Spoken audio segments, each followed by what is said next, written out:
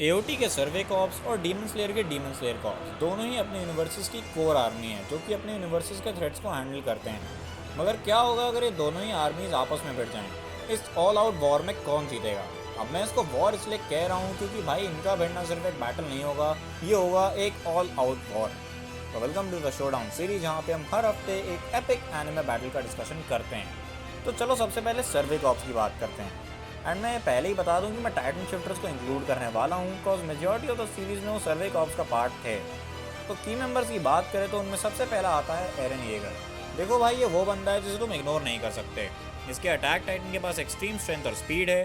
Founding Titan की powers की वजह से बंदा मैसिव स्केल अटैक जैसे कि रम्बलिंग परफॉर्म कर सकता है, और वॉर हैमर टाइटन की वजह से इसके पास हार्डनिंग एबिलिटीज़ हैं और उनसे वो वेपन भी क्रिएट कर सकता है। नंबर 2, राइनर ब्राउन, जो कि है आर्मर टाइटन।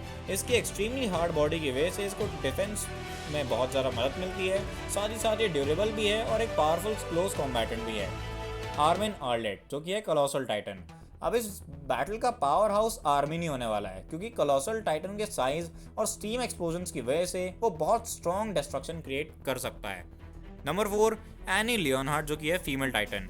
इसका टाइटन भी बहुत फास्ट है और ये अपने बॉडी के स्पेसिफिक पार्ट को हार्डन भी कर सकती है, और इसकी सबसे बड़ी पावर है कि ये अपनी स्क्रीम से प्योर टाइटन्स को भी एक्सट्रैक्ट कर सकती है।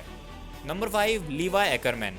अब बेशक ये टाइटन शिफ्टर नहीं है, बट इसकी speed, agility, swordsman skills along with using ODM gears इतने शार्प हैं कि ये बंदा टाइटन्स तक के लिए एक बुरा सपना है। तो भाई, इंसान के साइज वाले डीमन स्लेयर कॉर्प्स का ये क्या क्या हाल कर सकता है वो हम सभी जानते हैं। Number 6, Mikasa Ackerman. इस पे ज़्यादा बात नहीं करेंगे, बस इतना कहूँगा ये लीवाई है, बस एक फीमेल फॉर्म में। नंबर 7, हांजी ज़ो। अब ये मिकासा या लीवाई जैसी स्ट्रॉन्ग कॉम्बैटेंट नहीं है, बट इसकी स्ट्रैटेजिक थिंकिंग सर्वे कॉर्प्स को बहुत एडवांटेज देगी।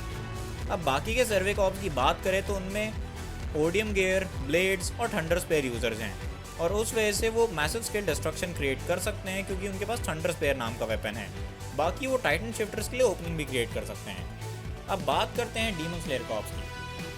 तो ऑब्वियसली इनके की मेंबर्स हशीरास होने वाले हैं, जिनमें आते हैं Giyu, Shinobu, Rengoku, Obanai, Sanemi, Gyomei, Mitsuri, Tokito और तेंजेन। सभी हशीरास के पास अपनी यूनिक ब्रीथिंग स्टाइल है और सभी एक्सेप्शनल स्वॉर्ड्समैन हैं। इनकी स्पीड, रिफ्लेक्सेस और टेक्निक नॉर्मल ह्यूमन से बहुत ऊपर है। कुछ हशीरास जैसे कि ग्योमी और सानेमी तो अलग ही 20 लेवल पे फाइट करते हैं। अब हशीरास के साथ साथ 5 और लोग हैं जो कि इस फाइट के की मेंबर्स होने वाले हैं, जो कि है तानजीरो, जेनित्सु, इनोस्के, कनाओ और गेन्या। इन डीमन स्लेयर्स के पास भी बहुत यूनिक स्किल्स और ब्रीथिंग स्टाइल्स हैं जो कि इनको अपनी अपनी जगह बहुत पावरफुल बनाते हैं। एक बात ध्यान देने वाली ये भी है कि डीमन फ्लेश खा के गेन्या के पास डिमोनिक एबिलिटीज आ सकती हैं, जो कि इस फाइट का एक वाइल्ड कार्ड साबित हो सकता है। बाकी डीमन स्लेयर कॉर्प्स की बात करें तो बेशक हशीरास या फिर मेन ट्रियो जितने स्ट्रॉन्ग नहीं हैं, बट स्टिल वो स्किल्ड स्वॉर्ड्समैन हैं जो कि डीमंस को स्ले करने के लिए ट्रेन किए गए हैं। अब आता है $1,000,000 क्वेश्चन कि जीतेगा कौन।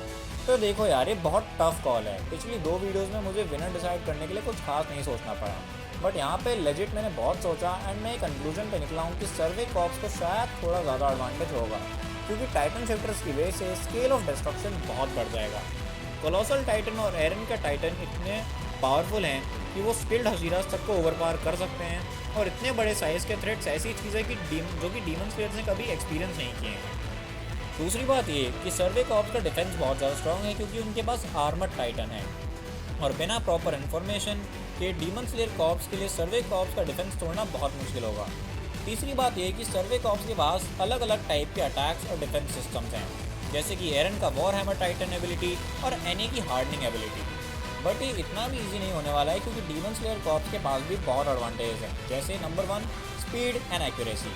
हशीरास और मेन ग्रुप की स्वॉर्ड्समैन स्किल्स बहुत प्रिसाइज हैं, तो शायद इस रीज़न से टाइटन शिफ्टर्स को बहुत दिक्कत हो सकती है। Number 2, Nichirin blades. ये ब्लेड्स खासकर डीमंस को स्ले करने के लिए बनाए गए हैं।